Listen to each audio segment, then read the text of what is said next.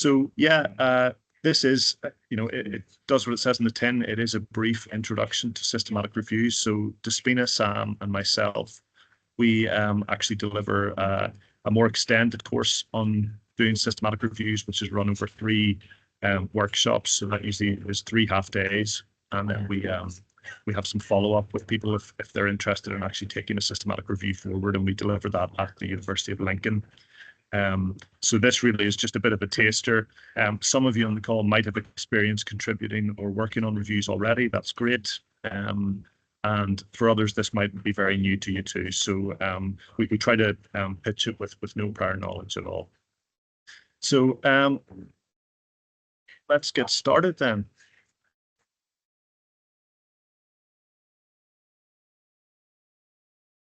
So in terms of the session today, we'll give you a bit of a welcome, tell you a bit about us. We're not expecting introductions from all of you. We'll give you a bit of a flavour of some of the reviews that we've worked on, both individually, but also collectively as a team. So Despina, Sam, and myself, we do tend to publish and collaborate quite a lot together on systematic reviews. We're going to give you an introduction to what a systematic review is and why do we need them. We'll also give you an idea of the key stages of systematic reviews, and as systematic review and literature review methods have been evolving, these key stages have I guess, adapted and changed over time. But hopefully, what you will get from us is that kind of transparent, systematic, rigorous process should be applicable to all different types of review. And then towards the end of the session, we'll also give you a very brief overview of some different types of review methods. So you may have heard of, we have kind of traditional systematic reviews, looking at maybe experimental, quasi-experimental designs, very quantitative-based systematic reviews. But we also, particularly in the last probably 10 to 15 years, we've seen a lot more qualitative systematic reviews. Rapid reviews is something that us as a team have been doing quite a bit of work on recently. Scoping reviews as well, and also mixed methods reviews, and by no means is this exhaustive. The list actually could go on to, and methods, frameworks, and approaches are changing all the time when it comes to this stuff.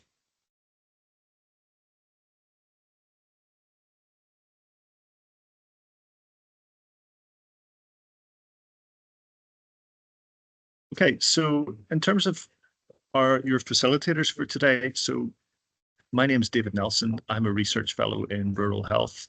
I'm also David, a Macmillan. Yeah. Sorry to interrupt you, but I cannot see the slides changing. I don't know if anyone else has the same issue. I can see them. Okay. I'll check out. And... Okay, thanks, Despina. Can everyone else see them? If I can just get a few thumbs up.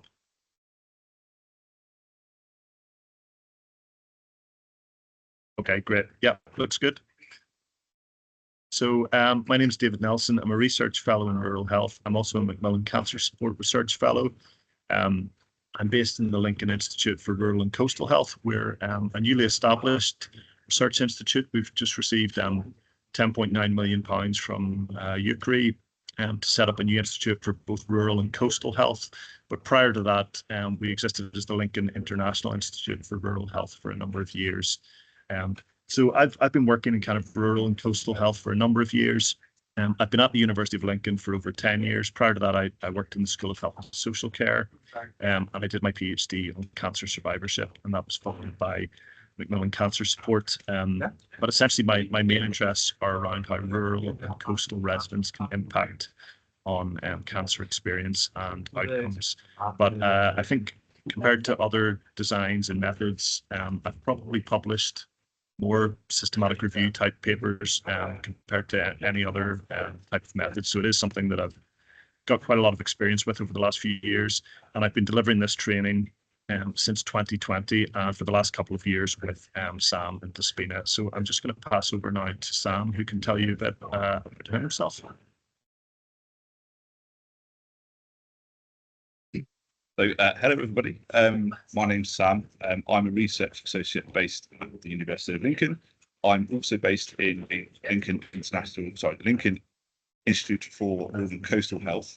I have been involved in doing systematic reviews as early as my PhD, which is I started that back in 2016. And upon completion in 2020, I started a new role within the Institute. And I've really been involved in delivering the training of systematic reviews, not only to internal staff, but also external individuals too, since then. So, yeah, really happy to be here and to deliver this workshop. Thanks. Hi, good afternoon, everyone. I'm Despina Laparidou. I'm a health services researcher at the University of Lincoln at the Community and Health Research Unit specifically. I've been here for 10 years and I've been doing systematic reviews for maybe 12 years or so. And I'm also the lead for the evidence synthesis for improvement at Carew as well. Thank you. Great. Thanks, Despina. And Despina, can you see the slides now? I can, yes. Thank you. Okay, great. Thanks. Okay, so moving on then. So in terms of some of the reviews that we've worked on as a team, so I'm just going to put a couple up on the screen here that we've published over the last sort of 12 to 24 months.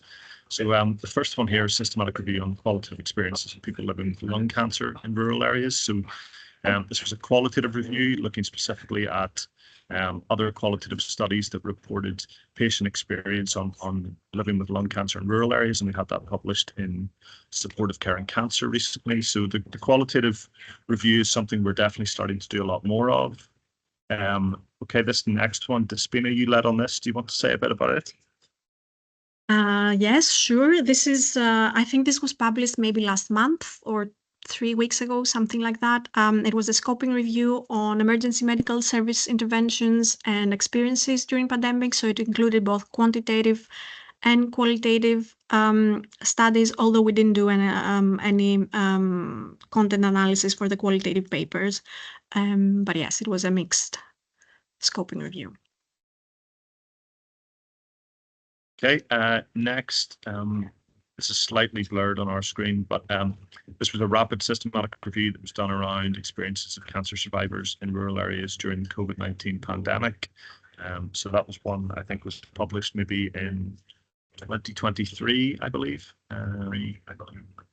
We've got, so as part of our broader program of training that we deliver, we link up with the ICA program, which supports clinical academic careers with allied health professionals across the East Midlands. So very often a lot of the ICA students do systematic reviews, and we support them with that. So this is one that Brad Setchell led on and is published in the Journal of Tissue Viability. And that was systematic review and meta-analysis. We have one here, I believe, which is from Sam's PhD work. Again, another systematic review and meta-analysis. Despina, I think this is another one of yours, if you maybe want to say a bit here. Yes, it was a qualitative view with a meta-synthesis. We were interested in experiences basically of people using robotics in motor rehabilitation, and that included both actual patients and their carers as well as staff. Great, thank you. We have another one of our ICA students here, effectiveness of evidence-based scientific exercise guidelines in increasing cardiorespiratory fitness. So that was a systematic review too. We've got another scope and review, which I did on what is known about rural and urban residency in relation to self-management in people affected by cancer. Another one of our ICA students, LIBA, interventions for supporting parents of infants requiring neonatal interhospital transport. That was published in Nursing and Critical Care. And then lastly, we have a rapid review that Sam led on developing web-based interventions to support people affected by cancer. So, I mean, in terms of the expertise of us as a team, and it's something where I guess it's growing all the time, and we're quite pleased and proud that we have a range of methodological skills when it comes to doing systematic reviews. So this covers the I guess what would have been the kind of traditional RCT, randomized or quasi-experimental quantitative reviews, qualitative reviews we've already shown you. Statistical meta-analysis, we've all had experience working on those types of papers.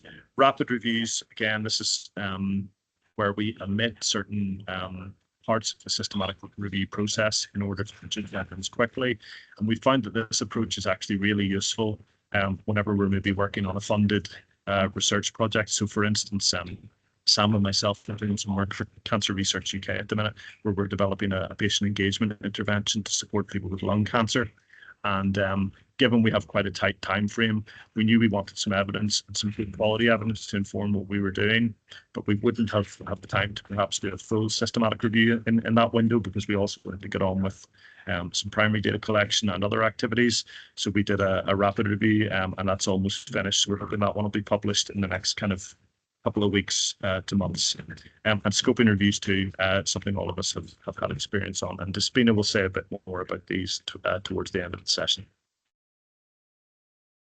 Okay, so in terms of also systematic reviews do tend to get quite a lot of coverage in the media.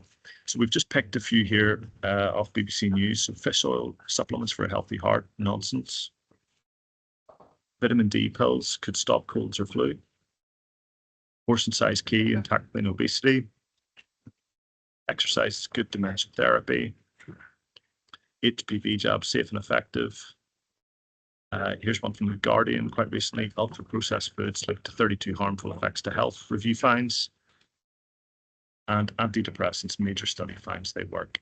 So I think sometimes too, and I've definitely found this working on systematic reviews, that some of our colleagues who maybe don't engage or don't do them as much can be a bit dismissive of them and don't consider them as good quality as maybe doing a primary research study. But when we actually look at the hierarchy of evidence, systematic reviews are right up there at the top, and particularly if these are Cochrane reviews, these are deemed very high quality evidence, and you can see from all of this, all of these features in the media, that really good quality evidence synthesis can get a lot of publicity.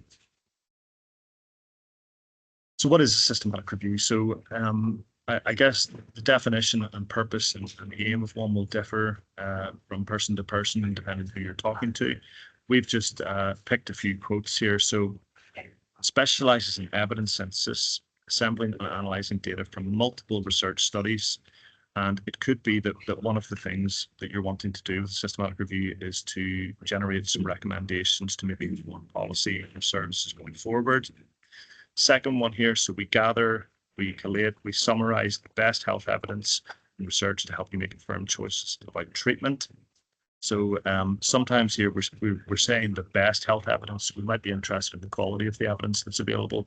And sometimes quality can actually be a metric for why you would want to include or exclude something in your systematic review.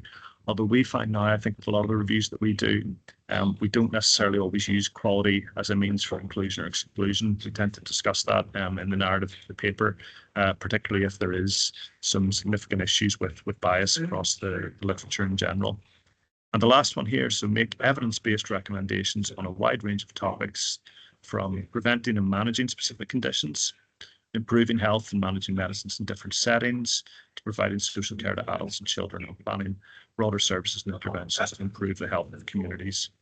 And I think systematic review methods probably traditionally were very embedded in biomedical health sciences literature, but we've definitely found probably over the last 10 or 15 years that we're even seeing people in the humanities and social sciences and arts are starting to adopt these methods when it comes to analysing the literature in a given field. So yeah, it's a form of evidence synthesis, and evidence synthesis by Donnelly et al. Can be defined as the process of bringing together information and knowledge from many sources. So we're usually searching multiple databases. Sometimes this can include academic literature, sometimes it can also include grey literature or unpublished literature. It might actually be that your review is cross-disciplinary, so you might be searching databases that are going to tap into medical health science literature, but you might also want some allied health, some nursing stuff, and it might even cross over into humanities and social sciences too, depending on your focus and question.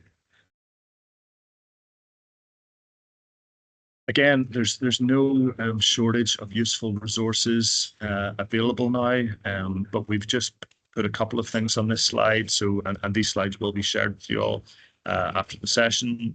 So Cochrane, of course, one there, they have lots of useful documentation. Centre for Reviews and Dissemination at York, that's a very useful PDF there around doing systematic reviews. NICE, we've got a link there to developing review questions, planning a systematic review. Joanna Briggs Institute, JBI, is also very useful, particularly if you're interested in, I think a lot of their stuff on scoping reviews is really useful. They've advanced and developed the methodology quite a lot. So scoping reviews first came around by Arksy and O'Malley in 2005, but people in collaboration with the JBI have updated that methodology over the last kind of 10 or 15 years to, I think, Peters et al. And Levac et al. Are two of the papers as well. But JBI doesn't just have scoping review resources and materials. There's lots of good stuff on there with regards to systematic reviews too. And Despina and myself are actually just finishing a review at the minute on mental health presentations to ambulances. And we've used the JBI quality assessment checklists that are available on there too. And just in the picture here, we've got a text by Boland et al. So doing a systematic review student's guide. So this is now in its 3rd edition. I don't actually have a copy of the 3rd edition, but I've had one of the 2nd edition for a number of years. And there's lots of great texts out there now with regards to doing literature reviews and systematic reviews in the health sciences and health and social care research. But this is one I think that we particularly like as a team and have had quite a lot of success endorsing this one with students and colleagues that we work with. So maybe if you're thinking about getting a text, that might be a good one to explore first. And I would think for the earlier editions, you'd be able to get a copy relatively cheap now, particularly maybe on Amazon or eBay. Okay. So again, why do we need systematic reviews? And this slide's a bit out of date, but I think the principle remains the same. So for approximately 2 million articles published in 20,000 health journals per year. This would be the equivalent to a pile of paper 900 meters high. So if you tried to stay current in your own field or area of practice by reading 2 articles each day, within 1 year, you would fall 55 centuries behind. So put another way, if you tried to read everything of possible relevance, you'd have to be reading about 5,500 articles per day. So we really need in our own disciplines and areas of interest, good quality evidence synthesis, systematic reviews that are conducted well to high quality so that we can inform the field and also support our peers and other researchers too. Okay, we're going to have a discussion for 5 minutes, but I think I'm going to leave this just because we're already 20 minutes in and I know we've only got an hour. So we'll keep time for questions at the end. So I'm now going to pass over to Sam, who's going to talk about some of the benefits of systematic reviews and why they need them. Thank you.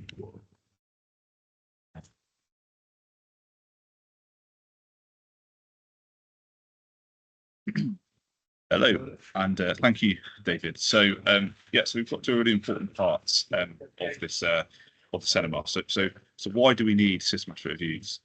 So obviously, as David just alluded to, there's a vast quantity of research that is out there, and what systematic reviews are really useful for is actually gathering the information we want, the evidence we want in a systematic way, where we can then make generalized assumptions from that data. But also, single trials are rarely definitive. So actually conducting review and actually gathering multiple trials to make a more informed kind of definitive answer or assumption is really important too. Also, there is unintended and hidden adverse effects. This is really important, and I'll go on to an example of this in a moment. But also research based on unfounded assumptions and also practice based on kind of anecdotal evidence is something we want to avoid. This is where systematic reviews is kind of, I'm not saying it's the whole answer, but in part it can help us actually avoid those unfounded assumptions and based on practice on anecdotal evidence. But also from a academic role or an academic point of view, there's almost a requirement here or an expectation that researchers do have that ability to conduct these reviews. It's almost like bread and butter, really. So it's a really useful kind of skill to have conduct a systematic review as an academic. But also, you know, broadly talking about research, there is that need for research synthesis, and this is really important. And I come to talk to this in a second, especially when thinking about applying for funding grants.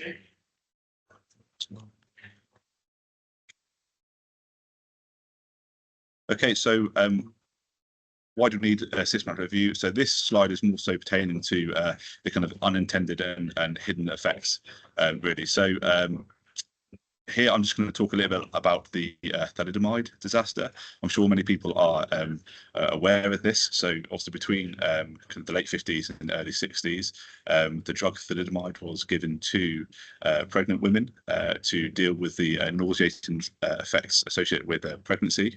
But over time, what was actually happening was there were kind of cases that were kind of arising that's all around kind of birth defects. And really, in the beginning, this people didn't really know what this was kind of related to, but this was happening all over the world, and people soon came to realise that it was the drug thalidomide that was actually causing this problem. So essentially, the evidence was there, and that evidence was kind of built up over a really slow and a long time period. But the methods for really making that kind of evidence accessible and meaningful were not. And this is where kind of systematic reviews come in. So just looking to the left of this slide, this is a forest plot. And essentially what has gone on here is we've taken multiple kind of studies. You can see here, this is, into the hundreds. And what it does, it combines, this is a meta-analysis, sorry, so this combines all the findings across multiple studies, and it gives an overall effect of, let's say, a certain type of medication against usual care or practice or whatever.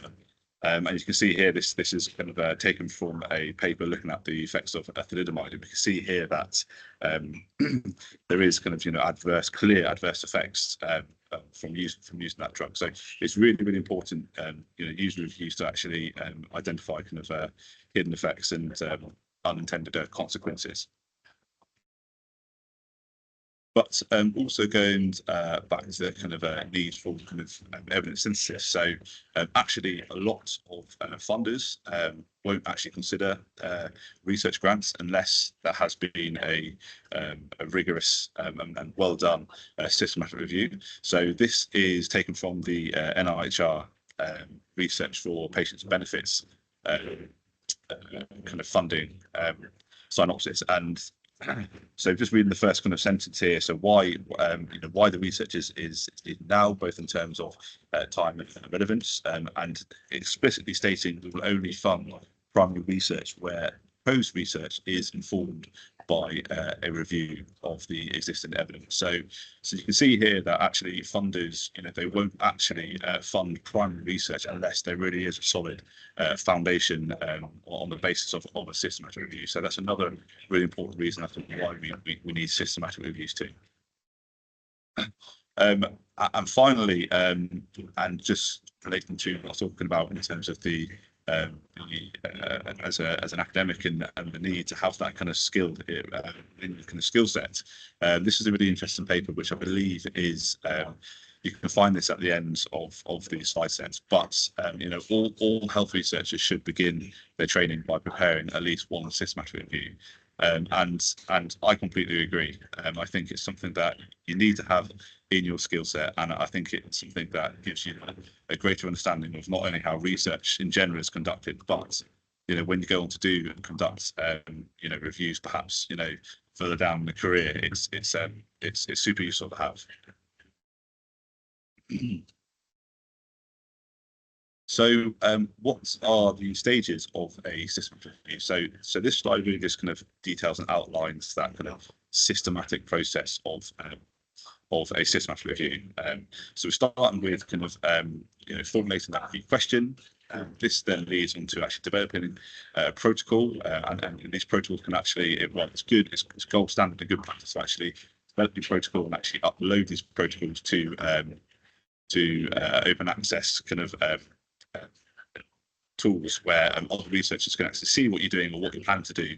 And actually it's also to do with accountability as well. So you say you're going to do one thing, you said you're doing a protocol, and people can actually hold you account to that when you actually do review. So following a protocol, you will obviously kind of search and identify and select evidence, and then you go on to conduct data extraction, and then along the way, and this is not always for every review, but there is a kind of need to risk to assess the risk of bias for all the studies that are included in the review, and then on to kind of formal data synthesis and interpretation, and then from there we can actually draw conclusions and recommendations, which we can then deliver in a written report. But although this kind of outlines that kind of really systematic step-by-step process, it's really important to emphasize that this is really an iterative process. So although it's kind of, it looks very kind of linear, it's really important that when you do conduct a review, it's okay to go back a step and do a step again, or even sometimes go back to the very beginning. More often than not, as researchers, we get maybe sometimes halfway through a review and then you come across a systematic review that's doing exactly the same thing or has been completed. And so therefore, we really have to go back to the drawing board and think about what other way, what other angle can we actually contribute to knowledge. So it really is an iterative kind of back and forth process. But even before that first initial step in formulating the research question, it's really important that we do consider the review team. So a good review team will be made up really of a mix of kind of topic experts and methodological experts, and generally the lead reviewers will establish that kind of firstly that advisory and steering group who can provide that peer review at different stages of the review process. But as I mentioned, we do want topic experts included within our team, and these individuals will be able to comment on the relevance of the review question, as well as possibly sources of heterogeneity as well. Also, those methodological experts too, these individuals will be able to comment on whether the proposed methods will actually answer the review questions. So that's really important. But above all, once you've got your team kind of established, it's really important that they're really clear about roles and expectations of the community. You will need to kind of allow some degrees of flexibility, but the protocol should be that place where you detail who is doing what and at what time points as well. So thinking about the first step in that process, and that is formulating a answerable question. And I really like this quote here.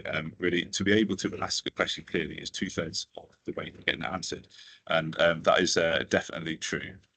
But we really need to think about, I guess, what is a good question and what is a really bad question. So, for example, and this example is, I think, definitely a bad example. So, what are the effects of interventions for overweight children? Now, in the first instance, that is way too broad, and really we need to think about what education, policy, medicine, psychological interventions, and also on what. We're looking at attitudes, healthy eating, weight loss. So it's just highlighting really that a lot of time does need to be given to really formulating an answerable question, because that is kind of the first step, the key to going on to the next stage and developing a watertight kind of methodology. So yeah, as I said, yeah, these are bad questions, much too broad, would take years to answer, and the results are probably going to be meaningless as well. So there is a need to be kind of quite narrow and more focused. What you'll actually find as well, and this links into what I was saying earlier about that iterative process, keeping it very narrow at the start and conducting perhaps initial searches, and maybe there might not be a lot of evidence available. You can then go back and actually make it a little bit more broader. So as opposed to actually starting really broad at the beginning, and then there's just so much information overload, and then going back it's a bit more difficult. So yeah, so obviously this question needs to be a bit more narrow. So what effects we need to think about, the effects of what exposure on who compared to what slash who. So all those sort of things we need to kind of really think and factor into when we're kind of formulating that answer question. So a really good way to actually develop an answerable question is using a framework called the PICO framework. And this really kind of outlines kind of 4 components in its basic nature. I'll go on to a little bit later. PICO can actually be extended to include other components, but stripped down to its very basic nature, we're looking at really in the question when you think about the kind of population, the patients, the problem, the intervention, or exposure, comparison group, and also the outcomes of interest. And as I said, you can use this to develop a really watertight and sound question for your review. So just going back to that example we used a minute ago in terms of interventions for kind of overweight children. And that's what the question could include. So, for example, in description of the population, so that is kind of overweight children. We would maybe identify an intervention that we're interested in kind of finding out the effects of, and let's say community walking. And then also, this is not always the case. There's not always a comparison, but it's always good to perhaps, compare to kind of usual kind of practice or standard care or whatever it is. So, for example, here we've used it as education, and also when you think about the relevant outcomes that were actually as well. So that is weight loss. So a good example here of a question is. Title is community walking versus education for weight loss among overweight children. So you can see there how we've kind of really started to develop a more kind of narrow and focused kind of question that we can now go and onto the next stage to try and address. So I don't know if we're going to do this task, David. Still, yeah. So I think in the interest of time, I think we'll probably skip this task. But also you're going to be given these slides, and if you didn't have a look at this and have a look at yourself in terms of picking out those key kind of PICO components and developing a question that kind of answers what that you can use in system review, you can do things. So just onto my last slide. So as I mentioned before, so PICO is predominantly used in system reviews of effectiveness. It can help with kind of defining your inclusion and exclusion criteria as well. So I guess the PICO kind of framework does kind of transcend just the more than just the question. It will help you to define your type of review. It will actually help you formulate that question, and it will also actually help form other parts of the methods, i.e. your eligibility criteria too. But as I alluded to earlier as well, that is PICO is just kind of the kind of stripped down kind of spare nature sort of thing, that you can actually extend it depending on what type of review you're doing, and add on other components too. So, and I think Despina may go into this a little bit detail in a minute. So I think that is the end for me. So I'll now hand over to Despina. Thank you, Sam. Okay, thank you. Do you mind on sharing your screen, and then I can share the of course. Slides again so I can move them. Thank you. Stop. So sorry about this. No, that's okay. Just let me know if I've done this right. Yeah, perfect. Okay, Thank great. you. Just give me a second and I'll share mine. And apologies, I have a bit of a sore throat, so if I start coughing, I'm really sorry. Can everyone see a full screen, hopefully? Not yet. It's still on PowerPoint. Oh, that's it there. Ah, excellent. Thank you. So yes, only just to reiterate that depending on what type of review you're doing, you might use different frameworks like PICO, where the O is with a small o, so the initials would be population, the I would be for phenomena of interest, and the CO would be context. And that's mainly for qualitative reviews, and there are dozens of other frameworks out there that you can use like that, like SPIDER or SPICE are the ones that I most commonly use, which can only also be used with qualitative reviews or sometimes mixed studies reviews as well. So once you're happy with your review question, then the next step that you need to do is develop your review protocol. And as with any other type of research study, really, a protocol provides a rigid, well-specified plan for how each stage of the review will be conducted. It's kind of like a roadmap or a recipe, if you like, and it can help you avoid or at least minimize bias at each stage of the review. But obviously that is true only if you follow it rigidly, so make sure that you do that. While you are conducting your review, obviously sometimes you may have to make changes, but you need to then make sure that you go back and update your protocol as well accordingly. Here you can see a couple of protocols that David and Sam have published. As I think David mentioned earlier, it's considered best practice to always register or at least publish your review protocol. You can do that at Prospero or Open Science Framework or the Joanna Briggs Institute or any peer-reviewed journal, really. Yeah. I'm not sure. We don't have enough time, so I don't think I'm going to go into too much detail here. Another thing that you need to think about, even before you're actually starting to write up your protocol, is what type of reporting standards you're planning on using. Reporting standards are basically a minimum set of items for reporting in systematic reviews to ensure transparency. It's considered best practice to always use well-established guidelines like the ones that you see here. As you can imagine, depending on what type of review, again, you're doing, there are different types of guidelines or standards that you can use. So the next thing that you should be doing, or at least that we recommend doing, is or rather, this could be even better if you did it before you actually start putting together your protocol, which is try to see if there is already a systematic review that exists around the topic that you're interested in. Obviously, to make sure that you avoid duplication.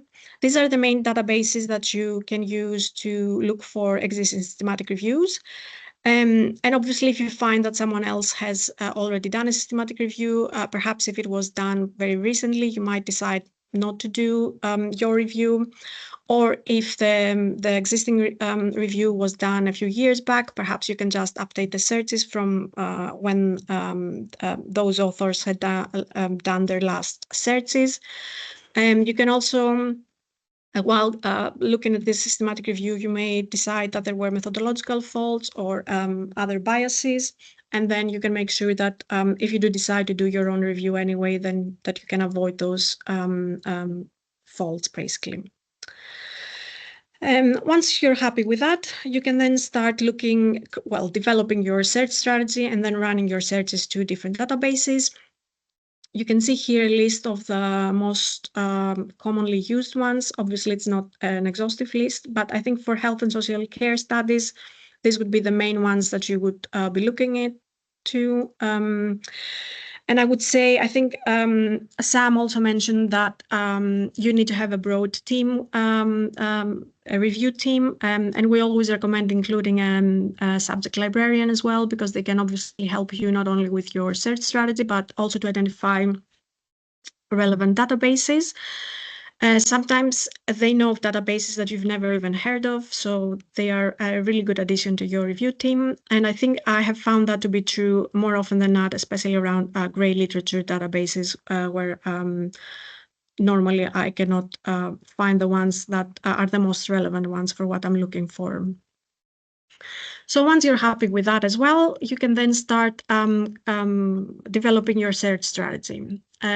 I won't go into a lot of detail about this because that could be like a whole workshop, a full day workshop, and it still wouldn't be enough. But I'm just very briefly going to say that the way you put together your search strategy is by, if you're, for example, using a framework like PICOM, you can use those components, the population, intervention, context or comparison, etc., depending on what type of review you're using. You use those components to try to find search terms or keywords, if you like, that are describing the concept that you're interested in.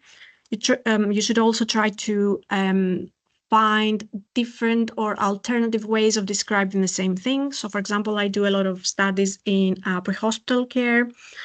So if that's the main concept that I'm trying to search for, then I would use words like ambulance or paramedic or EMS, emergency medical services, pre-hospital care, as well as trying to find different ways of how pre-hospital is spelled, where sometimes it's one word or there's a space between pre and hospital, or I think it's called a hyphen. So in short, try to find as many words, search terms, keywords, however you want to call them, that describe the same concept. And you do this for each of the framework, the Pico components that you're using, or if not the Pico, any framework that you might be using. And then you use these Boolean operators here to combine everything together to come up with your final references that you want to screen. So here the Boolean operators, as you can see, are and or not. And you can use or to broaden your search by retrieving results that include either terms, so anorexia nervosa, for example, here, or bulimia. You would use and to narrow your search by retrieving results that include both terms, so perhaps papers that include information on both anorexia nervosa and antidepressants. And then you can also use not to refine your search.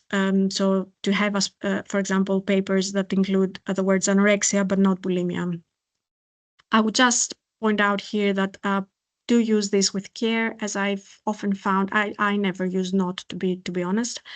As I've found that sometimes it excludes papers that may be otherwise relevant.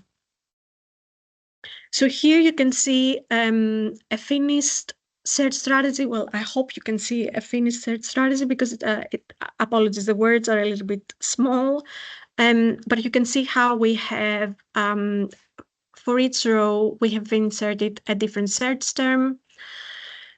We have put the first 20 ones, as you can see, are all describing one of our Pico components. We then use search 21 to combine this using OR. We've done the same thing for all of the other Pico components. And then at the end, down at the last line, search 40, we have combined all these three groups of search terms to come up with our final list of references to go through to screen. You can also see that there is a column on the right-hand side called field. This is where you should be reporting which part of the paper you want to search for your search terms. So is it, for example, just your title, just the title and the abstract of the papers? Is it the whole text? And you need to think about here whether, well, it depends, I think, sometimes on how many results you're getting as well. So if one search term brings out, and you've looked for whole text and it's bringing out millions of references, then obviously you should be making this a little bit smaller, and perhaps looking at title and abstract would be more appropriate in this case. Prepared to be flooded, I think, is an understatement. Sometimes you're getting thousands and thousands of references that you have to manage and go through to decide which ones to finally include in your review. I think the highest number of references for a review has been around 30,000 for me, which clearly is really hard to manage. And so there are quite a few bibliographic or systematic review software that can help you manage your references and sort of streamline the whole review process. You can see a small list of some of these websites or software here. Covidence, I would say, is the best one, but sadly you have to pay. So if there is no budget for that, you can use one of the ones below. That some of them, well, the majority of them, I think, are free. I've used Rayan before, and I know Sam and David have as well, and EndNote. I have to say, if I don't have enough money in my budget for Covidence, I normally go a little bit old school and just use Excel spreadsheets, which I know not many people would choose to do that, but I sometimes prefer to do that than use other software.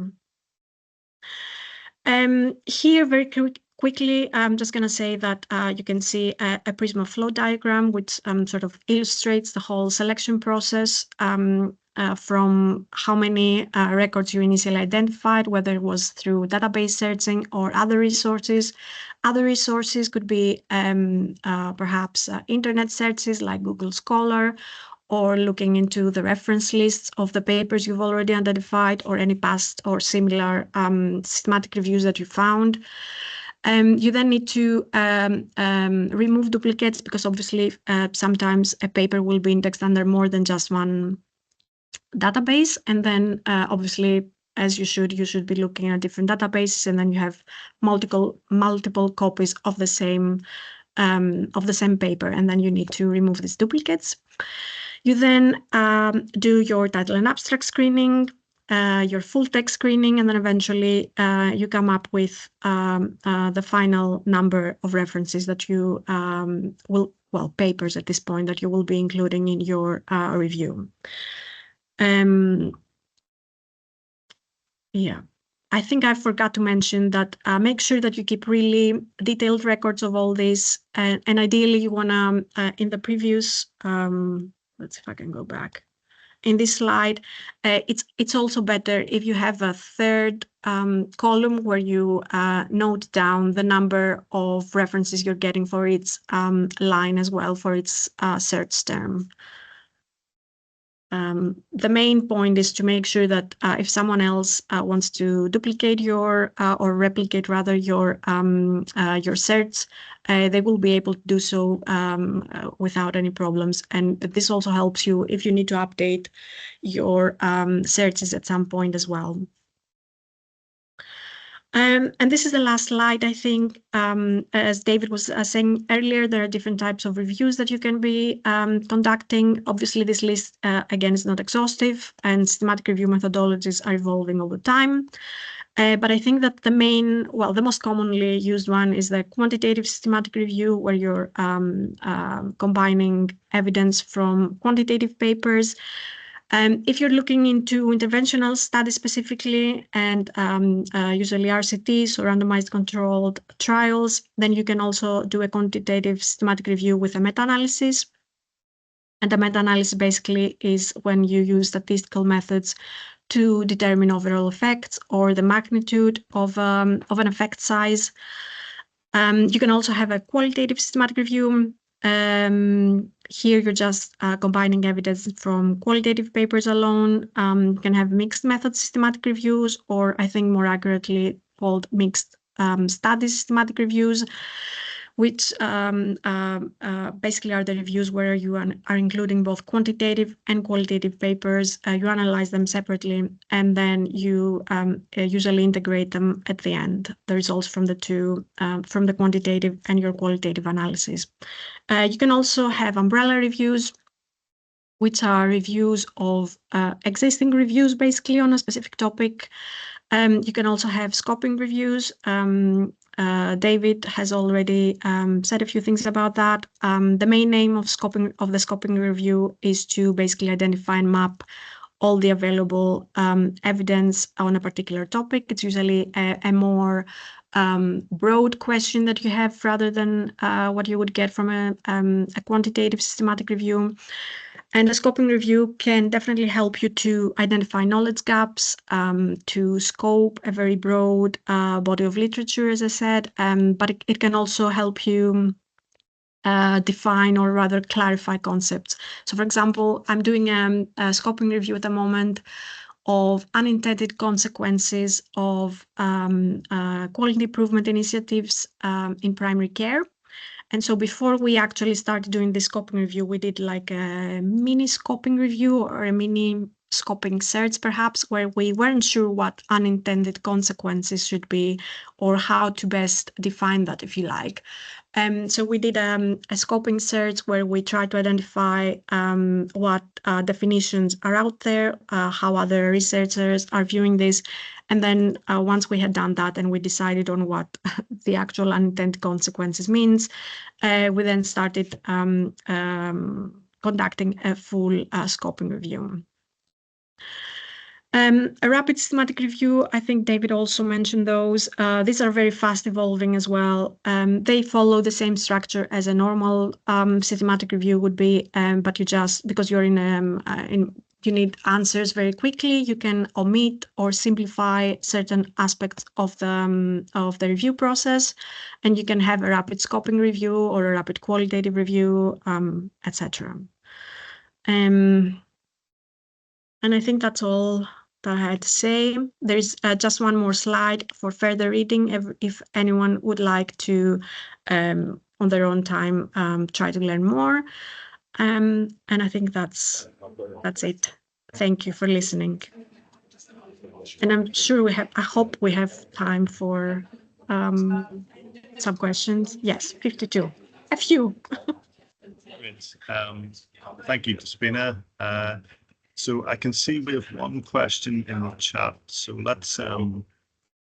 let's take that first, and then we can open the floor. We do have a few minutes. So, okay. So this is from Edozi. I think hopefully I've said that right.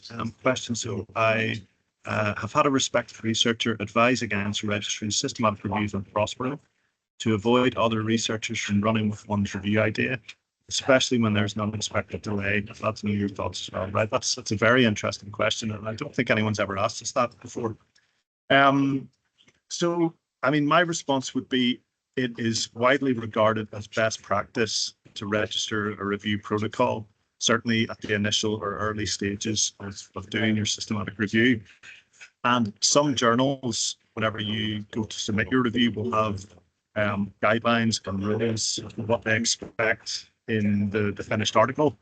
And for some of them, it might actually be that for them to even consider it, you have to have a protocol registered on somewhere like Prospero or Science Framework, as we said.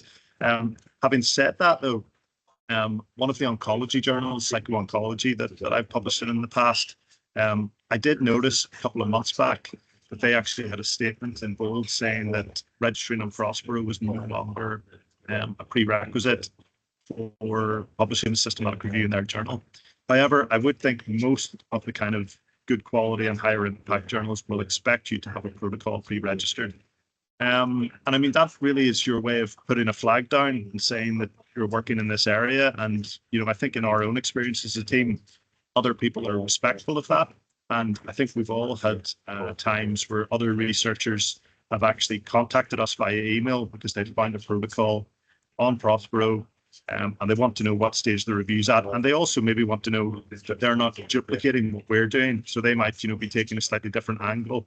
I think Sam sort of alluded to that earlier, that you might have a really good idea for a review, but you have to refine or edit or change that maybe when you find a protocol for something that's very closely aligned to what you're interested in. So I think my message really would be that it's still considered best practice to register a protocol. Despina, do you have any thoughts on that? I mean, it's a very interesting question. Thank you for that. Yeah, no, I completely agree with you. I think it's also, as you say, it's kind of like a copyright thing. As long as you've registered it, I think you can prove that obviously no one else has taken this from you. You were the original, well, not exactly prove that you were the original author, but it makes a good case for that as well. Yeah, we've just got a follow-up comment there. So if you submit to exactly. OS, you can place an embargo. Yeah. Yeah. Right. We still have 5 minutes. So does anyone else have any questions or comments? Hopefully you got our email addresses. You'll find the slide too. So if there's something that you maybe want to pick up via email, that's no problem as well.